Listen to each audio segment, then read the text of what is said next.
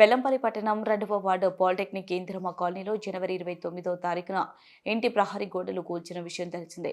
అదే విషయంలో శనివారం కృష్ణపల్లి స్వరూపరాణి మాణిక్ దంపతులు ఏఎంసీ ఏరియాలోని ప్రెస్ క్లబ్ ప్రెస్ మీట్లో వారు మాట్లాడుతూ, మేము గత 20 సంవత్సరాల నుండి మేము ఇందిరమ్మ ఇల్లు కట్టుకుని నివాసం ఉంటున్నామని, మొన్న కూల్చిన స్థలాన్ని కన్నూరి వెంకటేష్ దగ్గర కొనుగోలు చేశామని, అట్టి ఆ స్థలానికి మేము ప్రహరీ గోడ నిర్మాణం చేసే క్రమంలో అడ్డుకున్న మాజీ కౌన్సిలర్లు చింతపండు శ్రీనివాస్ అఫ్సర్లు వచ్చి మమ్మల్ని 4 లక్షలు ఇవ్వాలని, లేదంటే మీకు ఈ స్థలం దక్కకుండా చేస్తామని పలుమార్లు బెదిరించారన్నారు.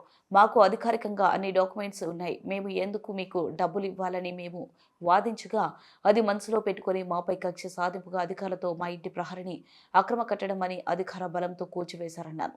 ఇదే విషయంలో మాకు మద్దతుగా వచ్చిన కాంగ్రెస్ నాయకులు మత్తుమూరు సూరిబాబు, అఫ్జల్ కాంగ్రెస్ నాయకులపై అక్రమంగా కేసులు బనాయించారని, వారికి ఈ స్థలం విషయంలో ఎలాంటి సంబంధం లేదని, మేము పిలిస్తే న్యాయం చేయడానికి వచ్చిన వ్యక్తులు మాత్రమేనని వారు ఈ సందర్భంగా తెలిపారు. వారిపై ఉన్న కేసులు ఎత్తివేయాలని వారు కోరారు.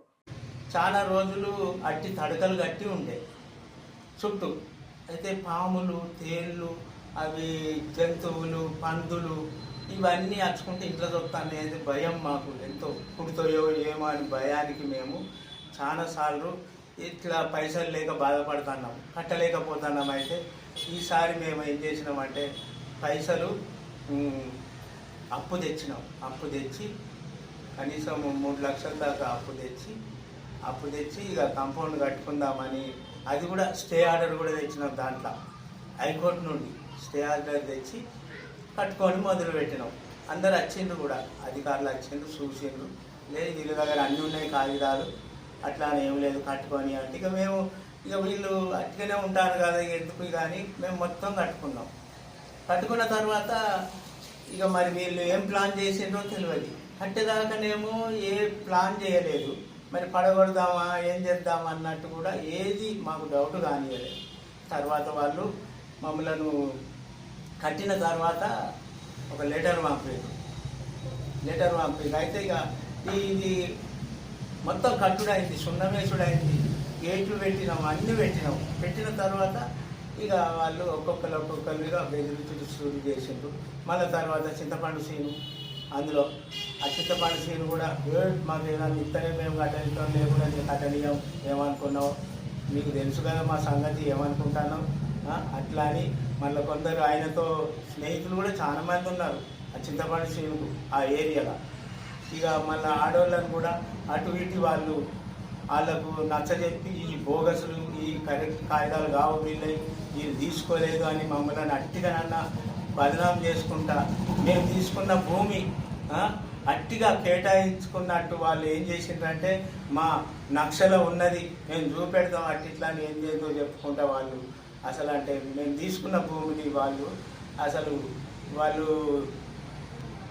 ఏదైనా చేసి అమ్ముకుందాం డబ్బుల కోసం, ఆ డబ్బులు ఇస్తేనే మేము కట్టనిస్తాం, లేకుంటే మేము కట్టనీయం డబ్బులు ఇవ్వకుంటే అని అన్నాడు.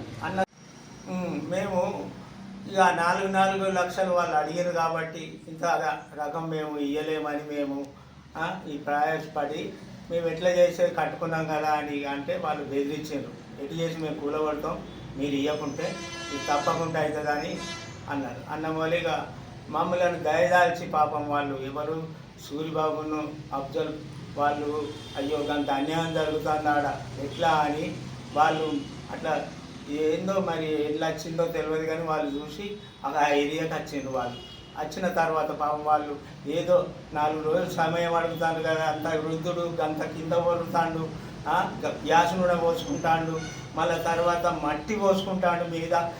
గంత మమ్మల్ని చూసి ఆయన దయదాల్చిండు. ఎవరు సూరిబాబును అఫ్జల్ దయదాల్చి ఆ మేడంని అడిగిండు, అమ్మ ఎటు చేసి ఆయనకు 4 రోజులు టైం ఇయ్యరాదమ్మ, గంతగానం అడుగుతాను, ఏదో మర్డర్ చేసిండా ఏం చేసిండు ఆయన పాపం, ఇంతగానం ఈ సమయం ఇవ్వలేకపోతారు మీరంటే ఇక అధికారులందరినీ పిలిపించి ఈ పడగొట్టే కార్యక్రమం చేసిండయ్యా.